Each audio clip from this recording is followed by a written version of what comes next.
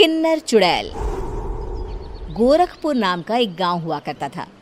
उस गांव में ज्यादा लोग नहीं रहते थे। उस गांव में एक गर्भवती विधवा औरत रहती थी।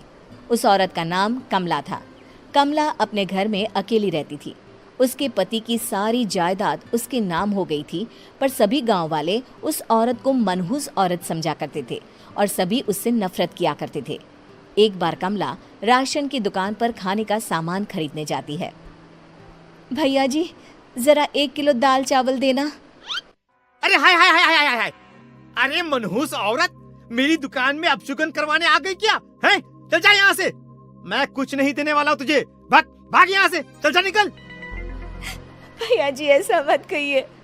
मैं गर्भवती हूँ, मुझे खाने की बहुत जरूरत है। मुझे खाना दे दीजिए।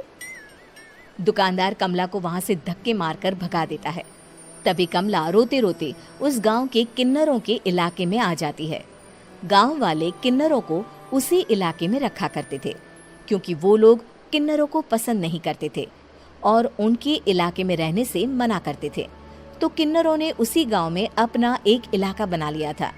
जब किन्नर लोग देखते हैं कि एक गर्भवती महिला रोते रोते उनके इलाके में आ गई है, तो सारे किन्नर कमला के पास जाकर उसका हाल पूछने लगते हैं।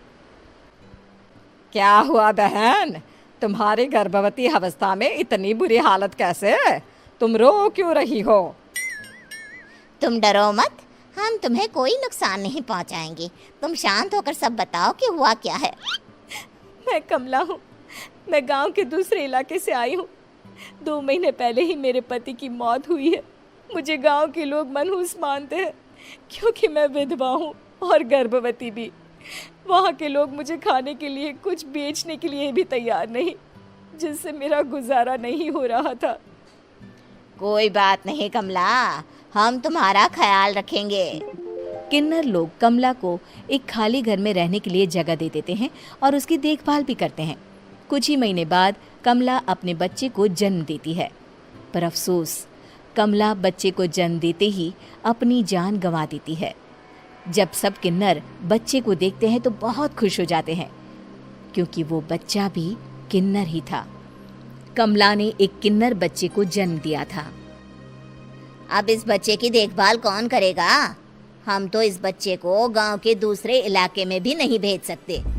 और तो क्या हुआ, इस बच्चे की माँ नहीं रही तो हम इसे पालेंगे। अब ये हमारे इलाके में रहेगा, हमारे साथ रहेगा। फिर वो किन्नर उस किन्नर बच्चे को गोद ले लेते हैं, उसका नामकरण कराते हैं। उस किन्नर बच्चे का नाम शक्ति रखा जाता है। देखते ही देखते शक्ति बड़ी होने लगती है। उसके रंग रूप बहुत सुंदर थे। वो बहुत सुंदर किन्नर दिखती है। एक दिन शक्ति एक किन्नर से पूछती है, माँ जी सुनिए ना, ये गांव के दूसरे इलाके में भी तो लोग रहते हैं, तो हम वहाँ क्यों नहीं जाते? हम उनसे अलग क्यों रहते हैं? शक्ति, क्योंकि वो लोग हमारे जैसे नहीं, वो लोग हमें पसंद नहीं करते, इसीलिए हम उनसे अलग रहते हैं। क्यों? वो हमें क्यों पसंद नहीं करते? मुझे एक बार उस इलाके में जाना है। मैं एक बार वहाँ जाकर घूम कर आऊं। शक्ति, खबरदार, जो तू उस इलाके में कभी भी गई तो अपनी जान नहीं गंवाना चाहती तो उस इलाके में कभी कदम भी नहीं रखेगी, समझी? इतना कहकर वो किन्नर वहाँ से चली जाती है। शक्ति उस किन्नर की बात सुनकर बहुत रोती है। माँ जी, ऐसा कैसे कह सकती है? उन्होंने इतनी सी बात के लिए मुझे इतना डांटा। अब तो मैं उस इलाके में जरूर जाऊंगी। फिर एक दिन शक्ति गांव के दूसरे इलाके में चुपके से जाती है। ये लोग तो हमारे जैसे ही इंसान हैं, तो ये हमसे नफरत क्यों करते हैं? जब शक्ति उस इलाके में पहुंचती है तो गांव के सारे आदमी उसके रूप से मोहित हो जाते हैं। वो लोग ये अंदाजा नहीं लगा पाते कि वो किन्नर है। शक्ति की सुंदरता देखकर सारे गांव वाले उसकी तारीफ करने लगते हैं। तभी गांव का चक्कर लगाने गांव के जमींदार का बेटा हर्ष वहां पहुंचता है। हर्ष भी दिखने में बहुत सुंदर होता है। जब हर्ष ने शक्ति को देखा तो वो भी उससे मोहित हो गया, और जब शक्ति की नजर हर्ष पर पड़ी तो वो हर्ष को देखकर मोहित हो गई। आपको पहले कभी इस गांव में देखा नहीं। इस गांव में आप नए हैं क्या? जी नहीं, वो मैं बस। तभी शक्ति बोलते बोलते रुक जाती है और मन में सोचने लगती है, अगर मैंने इनको बता दिया कि मैं दूसरे इलाके से आई हूँ तो वो समझ जाएंगे कि मैं किन्नर हूँ, इसलिए मुझे इनसे झूठ ही बोलना पड़ेगा। शक्ति हर्ष को कहती है, जी हाँ, मैं इस गांव में नई आई हूँ, यहाँ अकेली रहती हूँ। वैसे आप कौन है? आप भी इसी गांव में रहते हैं? जी हाँ, मैं इस गांव के जमींदार का बेटा हूँ। आपको किसी भी चीज की जरूरत पड़े तो आप मुझे बता देना, मुझे अच्छा लगेगा। ऐसे ही शक्ति और हर्ष एक दूसरे से रोज मिलने लगते। वो दोनों अपने प्यार का इजहार करने एक दूसरे से मिलने जाते हैं। तभी शक्ति का पीछा करते करते एक किन्नर वहां आ जाती है। शक्ति, शक्ति, मैं तुमसे बहुत प्यार करता हूँ। मैं तुमसे शादी करना चाहता हूँ। क्या तुम मुझसे शादी करोगी? हाँ हर्ष, मैं तुमसे शादी करूंगी, पर मैं तुमको अपने बारे में एक सच्चाई बताना चाहती हूँ जो मैंने तुमसे छुपा कर रखी है। तभी उनके बीच में ही वो किन्नर आ जाती है। शक्ति, तेरी हिम्मत कैसे हुई ऐसा करने की?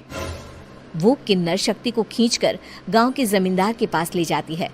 हर्ष भी वहां शक्ति को बचाने के लिए पहुंच जाता है। जमींदार शक्ति और हर्ष के प्यार के बारे में सुनकर गुस्से में आ जाता है और शक्ति को गांव के बाहर निकालने की सजा देता है। शक्ति ये बात सहन नहीं कर पाती और कुएं में कूदकर अपनी जान दे देती है। जमींदार हर्ष की शादी गांव की एक लड़की से करवा देता है, पर हर्ष इस शादी से खुश नहीं होता। शक्ति अपना बदला लेने के लिए मरने के बाद किन्नर चुड़ैल बन जाती है। अब मैं इन गांव वालों को नहीं छोड़ूंगी, अब इनसे मैं अपने प्यार का बदला लूंगी। किन्नर चुड़ैल गांव वालों को परेशान करना शुरू कर देती है। एक बार वो रात को गांव के खेतों में पहुंच जाती है और वहां आग लगा देती है। सारी फसल जल के राख हो जाती है। जब एक आदमी रात को उठकर देखता है कि खेत में आग लग गई है तो वो वहां पहुंच जाता है। वो देखता है कि खेतों के बीचों बीच एक किन्नर चुड़ैल खड़ी है और वहां खड़े होकर ताली बजा रही है। गांव वाला किन्नर चुड़ैल को देखकर बेहोश हो जाता है। जब सुबह उस आदमी को होश आता है तो वो सीधा जमींदार के पास जाता है। अरे जमींदार साहब, अरे वो किन्नर चुड़ैल ने मेरी सारी फसल जला दी। अब मैं क्या करूंगा? क्या होगा मेरा? जमींदार चुड़ैल किन्नर का नाम सुनते ही सब कुछ समझ जाता है। अब वो बहुत डर जाता है। उसी रात को जब जमींदार डर के मारे अपने कमरे में सो नहीं पाता, तभी वहां अचानक से किन्नर चुड़ैल आ जाती है। किन्नर चुड़ैल जोर जोर से जमींदार के आगे खड़ी होकर हंसने लगती है और ताली बजाने लगती है। जमींदार उस डरावनी किन्नर चुड़ैल को देखकर बहुत डर जाता है। तूने मेरे साथ बहुत बुरा किया, अब मैं तुझे जान से मार दूंगी। नहीं नहीं नहीं नहीं नहीं, मुझे माफ कर दो, मुझे मत मारो। मैं कभी ऐसा दोबारा नहीं करूंगा। अब तुम जो बोलोगी वही मैं करूंगा।